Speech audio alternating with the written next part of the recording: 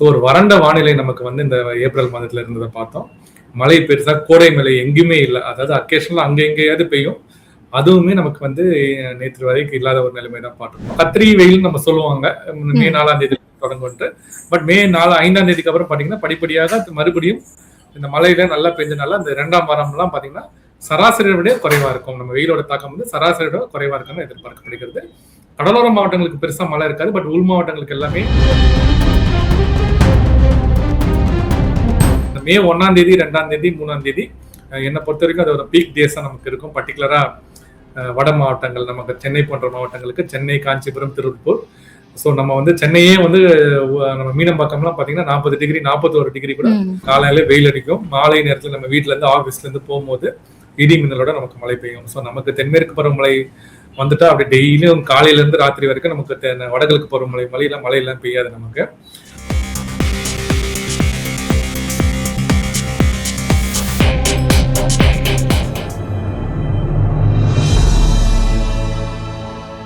ஈத்தமிழ் media நேயர்களுக்கு வணக்கம். இன்றைய நேர்காணலில் நம்முடன் இணைந்திருப்பவர் தனியார் வானிலை ஆய்வாளர் மதிப்பிற்குரிய பிரதீப் ஜான் அவர்கள். வணக்கம் சார். வணக்கம் சார். வெயிலின் தாக்கம் பார்த்தீங்க அப்படின்னா நாளுக்கு நாள் இயல்பு நிலையை விட கூடுதலாக தான் பார்க்கப்படுது. எப்படி இருக்கு? இனி வரும் காலங்களில் பார்த்தீங்க அப்படின்னா வெயிலின் தாக்கம் குறைகிறதுக்கு ஏதாவது வாய்ப்பு இருக்கிறதா? உள் மாவட்டங்கள்ல பர்டிகுலரா நமக்கு வெயிலோட தாக்கம் வந்து கிட்டத்தட்ட கடந்த 2-3 வாரங்களாவே நமக்கு அதிகமா இருக்கிறத பார்த்தோம். கடலோர மாவட்டங்களுக்கு அந்த அளவுக்கு வெப்பம் இல்லை. ஒரு 36, 37 அந்த மாதிரி டிகிரில தான் நம்ம பார்த்தோம். பட் உள் மாவட்டங்கள்ல 40, 41, ஈவன் 42 ஒரு வெள்ளூர் மாதிரி இடங்கள்லாம் போனது நம்ம பார்த்தோம். ஸோ ஒரு வறண்ட வானிலை நமக்கு வந்து இந்த ஏப்ரல் மாதத்துல இருந்ததை பார்த்தோம். மழை பெருசா கோடை மழை எங்கேயுமே இல்லை. அதாவது அக்கேஷனலா அங்க எங்கேயாவது பெய்யும்.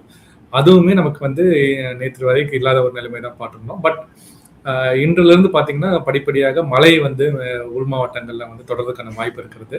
பர்டிகுலரா நாளையில இருந்து 30ஆம் தேதி ஏப்ரல்ல இருந்து நமக்கு மழை வர்றதுக்கான வாய்ப்பு இருக்கிறத பாக்குறோம். ஸோ மழை வர வர உள் மாவட்டங்கள்ல படிப்படியாக அங்க வந்து வெப்பநிலை குறையும். கடலோர மாவட்டங்கள் வட கடலோர மாவட்டங்கள் பர்டிகுலரா நமக்கு வந்து சென்னை KTCC நம்ம சொல்ற சென்னை, காஞ்சிபுரம், தமிழ்நாடு மற்றும் இந்த மாதிரி இதெல்லாம் வந்து பாத்தீங்கன்னா நமக்கு வந்து அந்த மே 1ஆம் தேதியில இருந்து 5ஆம் தேதி வரைக்குமே வெப்பநிலை வந்து அதிகமா இருக்கிறதுக்கு நம்ம பார்க்கிறோம். இன்னும் இப்ப இருக்கிறதோட இருக்கிறதுக்கான வாய்ப்பு இருக்கிறத நம்ம பார்க்கிறோம். அப்புறம் நம்ம கத்திரி வெயில் நம்ம சொல்லுவாங்க மே 4ஆம் தேதி தொடங்கும்ட்டு. பட் மே 5ஆம் தேதிக்கு அப்புறம் பாத்தீங்கன்னா படிப்படியாக மறுபடியும் இந்த மழையில நல்லா பெஞ்சனால அந்த 2ஆம் வாரம்லாம் பாத்தீங்கன்னா சராசரியை விட குறைவா இருக்கும். நம்ம வெயிலோட தாக்கம் வந்து சராசரியோட குறைவா இருக்குன்னு எதிர்பார்க்கப்படுகிறது. கடலோர மாவட்டங்களுக்கு பெருசா மழை இருக்காது. பட் உள் மாவட்டங்களுக்கு எல்லாமே மழை இருக்கிறதுனால அங்கேயும் வெப்பம் தனித்து கிடக்கணும். அதே மாதிரி ஆந்திரா, கர்நாடகாலையுமே நல்ல மழை இருக்கிறதுக்கான வாய்ப்பு இருக்குது. Okay sir. பொதுவா சென்னையில தான் அதிகப்படியான வெயில் பார்க்க முடியும். ஆனா இந்த முறை பாத்தீங்க அப்படின்னா இந்த ஆண்டு பல இடங்கள்லயும் பாத்தீங்கன்னா அது கிராமப்புறங்கள்ல கூட பல டிகிரி அதிகமாக தான் வெயிலின் தாக்கம் அதிகரிப்பா இருக்கு. அது எதனால நினைக்கிறீங்க? இல்ல ஏப்ரல் மாதம்னாலே நமக்கு வந்து உள் மாவட்டங்கள் தான்மா. ஏன்னா உள் மாவட்டங்கள்ல தான் வந்து காற்று இப்ப வந்து நமக்கு இன்னும் மேற்கு திசை காற்று வரல. ஸோ நமக்கு எல்லாருமே தெரியும் தென்மேற்கு பருவமழை வந்து நமக்கு அந்த மே இறுதியிலோ ஜூன் முதல் வாரத்துல நமக்கு தொடங்குறதுக்கான வாய்ப்பு இருக்கிறத பார்க்கணும். சராசரி அந்த நேரத்தில் தொடங்கும். ஸோ ஏப்ரல் மாதம் வந்து ஒரு 2 கட்டம் மாதம் நம்ம சொல்லலாம். ஸோ ஒன்னு கிழக்கு காற்றும் இருக்காது, ஒன்னு மேற்கு திசை காற்றும் இருக்காது. அந்த டிரான்சிஷன் பீரியட் நம்ம சொல்லுவோம். ஸோ அப்ப எப்பயுமே உள் மாவட்டங்களுக்கு வந்து பாத்தீங்கன்னா அங்க வெயிலோட தரை அவங்களுக்கு பொறுத்த வரைக்கும் கிழக்குல இருந்து வந்தாலுமே அவங்களுக்கு தரை காற்று தான். ஸோ படிப்படியாக மே வரும்போது தான் நமக்கு எப்பயுமே கடலோர மாவட்டம் சென்னை தான் அதிகம்லாம் கிடையாது. எப்பயுமே வெள்ளூர் போன்ற இடங்கள், கரூர், ஈரோடு, மதுரை இவங்களாம் தான் அதிகபட்சமான வெப்பநிலை நமக்கு. நம்ம திருச்சி, இந்த மாதிரி நாமக்கல் இந்த மாதிரி பகுதி உள் மாவட்டங்கள்ல தான் எப்பவுமே வந்து அவங்களுக்கு எந்த சைட்ல இருந்து திசை வந்தாலுமே தரை காற்று தான் அவங்களுக்கு. ஸோ அவங்களுக்கு தான் வெப்பம் எப்பவுமே 40 டிகிரி ஒட்டியே இருக்கும். இந்த ஆண்டு பாத்தீங்கன்னா ஏப்ரல்ல ஆல்மோஸ்ட் எல்லா ஆண்டியாலுமே 39-40 டிகிரிக்கு மேலதான் அங்க வந்து நம்ம வெப்பநிலை பதிவானதை பார்த்தோம். சென்னையை பொறுத்த வரைக்கும் மீனம்பாக்கம்ல நேற்றுக்கு தான் அதிகபட்சமாக 31.9 டிகிரி நமக்கு பதிவானது. நகரத்துல இன்னும் பாத்தீங்கன்னா 35-36 டிகிரி. அதாவது கடல் பக்கத்துல இருக்கனால கடல் காத்து வந்துடும் நமக்கு சீக்கிரம். 35-36 டிகிரி அந்த ஒட்டியே நம்ம இருந்ததை நம்ம பார்த்தோம். பட் இந்த மே 1ஆம் தேதி 2ஆம் தேதி 3ஆம் தேதி என்னை பொறுத்த வரைக்கும் அது ஒரு பீக் டேஸா நமக்கு இருக்கும். பர்டிகுலரா வட மாவட்டங்கள் நமக்கு சென்னை போன்ற மாவட்டங்களுக்கு சென்னை, காஞ்சிபுரம், திருப்பூர். ஸோ நம்ம வந்து சென்னையே வந்து நம்ம மீனம்பாக்கம்லாம் பாத்தீங்கன்னா 40 டிகிரி 41 டிகிரி கூட இது போறதுக்கு வாய்ப்பு இருக்கிறத நம்ம பாக்குறோம். ஸோ அந்த மே 1ல இருந்து மே 5ஆம் தேதி வரைக்கும் நமக்கு கொஞ்சம் அந்த பீக் அல்ல மே 1, 2, 3 கொஞ்சம் பீக் டேஸா இருக்கும்னு எதிர்பார்க்கிறோம். உள் மாவட்டங்கள்ல மழை வந்தோம்னா அங்க உள்ள காற்று தான் நமக்கு ஈரப்பதம் இல்லாத காற்று தான் இங்க தள்ளி வருது. ஸோ அங்க கொஞ்சம் மழை பெஞ்சு நமக்கு இதுவாகும் போது ஆட்டோமேட்டிக்கா வெப்பம் வந்து படிப்படியாக அந்த 2ஆம் வாரம்லாம் பாத்தீங்கன்னா பெருசா இப்ப இருக்கு. இப்ப இருக்கிற வெப்பநிலை வந்து அப்ப இருக்காது. ஸோ திருப்பி 40 டிகிரி, 41 டிகிரி, 42 டிகிரி எல்லாம் இப்ப வந்து போறதுக்கான வாய்ப்பு இருக்காது. ஈவன் வெள்ளூர் போன்ற மாவட்டங்கள்லாம் கூட 40 டிகிரி, 41, 42 எல்லாம் வரதெல்லாம் வந்து அந்த மே 1, 2, 3க்கு அப்புறம் மே 1, 2 நம்ம அதிகமாவே எதிர்பார்க்கிறோம். 42க்கு மேல 43 கிட்டே எதிர்பார்க்கிறோம் வெள்ளூர் போன்ற இடங்கள்ல. மழை வந்த பிறகு அந்த 5ஆம் தேதிக்கு அப்புறம் படிப்படியாக வெப்பநிலை வந்து குறையும்னு எதிர்பார்க்கப்படுகிறது. Okay sir. இப்போ மே 1லிருந்து 3 வரையும் வெப்பம் இன்னும் அதிகமா தான் இருக்குன்னு சொல்றீங்க. அது பர்ட்டிகுலரா இந்த டைம்னு ஏதாவது இருக்கா? இந்த டைம்ல ரொம்ப அதிகமா இருக்கும்னா, எந்த டைம் சொல்றீங்க? அப்படிலாம் இல்ல. இப்ப கடந்த ஆண்டு பாத்தீங்கன்னா, ஒரு நாள் கூட நம்ம சென்னை போன்ற இது வந்து மே மாதத்துல நமக்கு 40 டிகிரி தொடவே இல்ல. ம். 2004க்கு அப்புறம் பாத்தீங்கன்னா, நமக்கு வந்து ஒரு நாள் கூட 40 டிகிரி தொடாம நம்ம வந்து போன வாட்டி நம்ம அதுவும் ஒரு செகண்ட் ஹாஃப் ஆஃப் மே பாத்தீங்கன்னா, கோடை மழையே நமக்கு நிறைய பெஞ்சது. பொதுவா கோடை மழைன்றது உள் மாவட்டங்களுக்கு தான் இருக்கும். கடலோர மாவட்டங்களுக்கு ரொம்ப ரேரா தான் நமக்கு வரும். ஒரு நாளுக்கு வந்தாலே நமக்கு லக்கின்னு சொல்லலாம். ஸோ அதனால இந்த ஆண்டை பொறுத்த வரைக்கும் நமக்கு அந்த மே ஃபர்ஸ்ட் 3 days to 4 days நமக்கு பீக் டேஸா இருக்கும். அதுக்கப்புறம் நம்ம படிப்படியாக நமக்கு வந்து அந்த அடுத்த 2 வாரங்கள் வந்து அந்த மழையோட ரெயினோட எஃபெக்ட்னால அந்த செகண்ட் வீக் வந்து நமக்கு வந்து கொஞ்சம் சராசரி விட கம்மியாக தான் நமக்கு வெப்பநிலை எதிர்க்கணும் எதிர்பார்க்கப்படுகிறது. கடந்த ஆண்டை விட இந்த ஆண்டு வெயிலின் தாக்கம் அதிகமா இருக்குன்னு நினைக்கிறீங்களா சார்? ஏன்னா மக்கள் மத்தியில அப்படிதான் இருக்கு. போன வருடம் விட இந்த வருடம் ரொம்ப அதிகமா தான் வெப்பம் இருக்குங்கிற மாதிரி பார்க்கப்படுது. ஏப்ரல் மாதத்துல கண்டிப்பாக இருந்தது. ஏன்னா போன ஆண்டு நல்ல கோடை மழை கிடைத்தது. இந்த ஆண்டு கோடை மழையே இல்லை. அதனால வெயிலோட தாக்கம் நமக்கு சற்று அதிகமாக தான் இருந்தது. அது உண்மைதான். பட் நம்ம மே மாசத்தை பார்ப்போம் எப்படி போக போகுதுன்றத பார்ப்போம். மே ஸ்டார்டிங்ல நமக்கு அது சொல்ற மாதிரி அந்த முதல்ல 4-5 நாட்கள் நமக்கு பீக் நம்ம ஹீட் வேவ் பர்டிகுலர்ல நமக்கு இப்போ நீங்க கோயம்புத்தூர்லாம் பாத்தீங்கன்னா நமக்கு 5 வருடத்துல ஹாட்டஸ்ட் டேஸ்லாம் 39 டிகிரிலாம் 38-39 டெய்லியும் ரெக்கார்ட் ஆயிட்டு இருந்தது. ஈவன் சென்னையெல்லாம் 35 டிகிரி ரெக்கார்ட் ஆகும்போது அவங்களுக்கு அவ்வளவு கம்மி அதிகமாக ரெக்கார்ட் ஆனது பண்றோம். பட் இப்போ வருகின்ற நாட்கள் இங்கெல்லாம் வெப்பநிலை குறையும். அதாவது மேற்கு கொங்கு மாவட்டங்கள், உள் மாவட்டங்கள் எல்லாம் படிப்படியாக வெப்பம் குறையும். நம்ம அந்த கடலோர வடகடல் ஆந்திரா ஒற்றி உள்ள பகுதி இருக்கு பாத்தீங்களா, அந்த மாவட்டங்களுக்குலாம் படிப்படியாக அங்க வெப்பம் வந்து மே 1ஆம் தேதியிலிருந்து அதிகரிக்கும். அதிகரித்து 4ஆம் தேதி 5ஆம் தேதி வரைக்கும் அந்த டைம்ல பீக் இருக்கும். அதுக்கப்புறம் படிப்படியாக திருப்பி குறைய ஆரம்பிக்கும். Okay sir. இப்போ யூஸ்வலா ஜூன் மந்த் தான் ஸ்டார்ட் ஆகும் இந்த தென்மேற்கு பருவமழைங்கிறது. அது எப்போ கரெக்டா ஸ்டார்ட் ஆகும்? எப்படி இருக்கும்னு நினைக்கிறீங்க? இந்த ஆண்டு மழைக்கான வாய்ப்பு எவ்வளவு இருக்கு?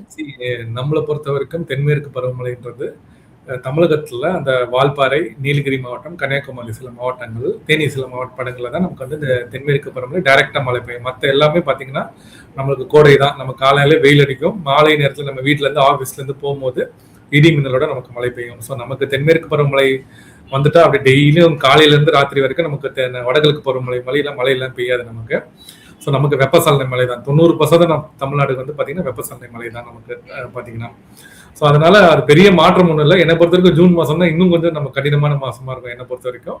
ஏன்னா ஜூன் மாசத்துல வந்து நமக்கு தரைக்காற்று தென்மேற்கு பருவமழை தொடங்கிடுச்சுன்னா மேற்கு திசை காற்று நம்ம வலுவாக இருக்கும். அப்போ வந்து பாத்தீங்கன்னா நம்ம கடல் காற்று உள்ள வரதுக்கே ரொம்ப கஷ்டப்படும். ஸோ 40 டிகிரி போலனாலுமே நமக்கு அந்த பிசு பிசுன்னு பயங்கரமா இருக்கிறது அதெல்லாம் வந்து அதிகமா நமக்கு வந்து ஒரு டிஸ்கம்ஃபர்ட் இருக்கிற மாசம் வந்து என்னை பொறுத்த வரைக்கும் பர்டிகுலரா சென்னை கேடிசிசியை பொறுத்த வரைக்கும் அது நான் ஜூன் மாசம் தான் நான் சொல்லுவேன். ஜூனுக்கும் மேக்கும் பெரிய வித்தியாசம் கிடையாது.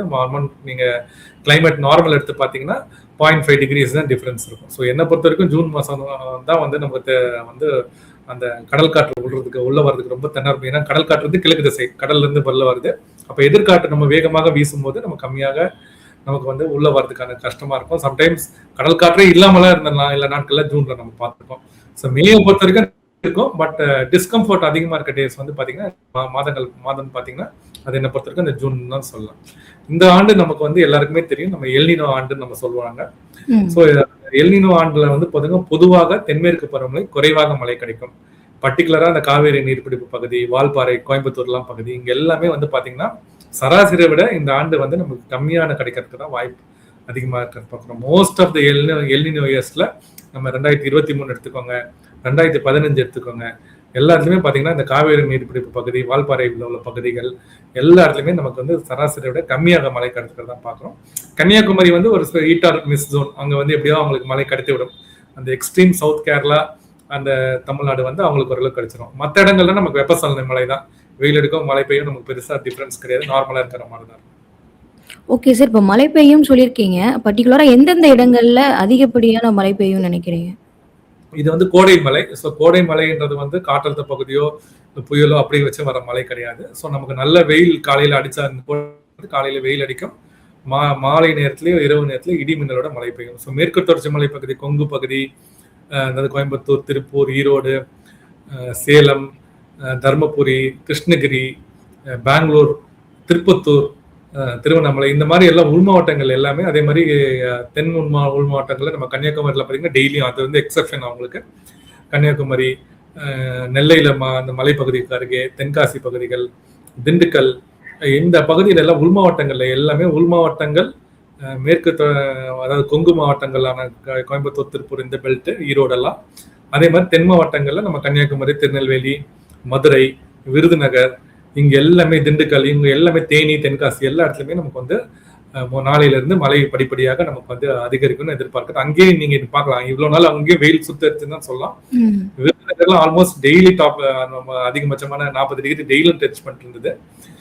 ஸோ இந்த மாதிரி பகுதிகளெல்லாம் வருகின்ற நாட்கள்ல மழை பெய்யறதுக்கான வாய்ப்பு இருக்குது. ஸோ இவ்வளவு நாள் இந்த கடந்த 20-30 நாள் நமக்கு வெயில் இருந்தது வந்து அடுத்த சில நாட்களுக்கு வந்து அங்க படிப்படியாக வெயிலின் தாக்கம் குறையும். சென்னை போன்ற இடங்கள்ல நமக்கு மழை ரொம்ப சான்சஸ் கம்மி, நமக்கு படிப்படியாக வெயிலின் தாக்கம் அதிகரிக்கும். ஓகே சார், எங்க நேயர்களுக்கு பல்வேறு தகவலை ஷேர் பண்ணிருக்கீங்க. தொடர்ந்து பேசுவோம் சார். மிக்க நன்றி சார். நன்றி.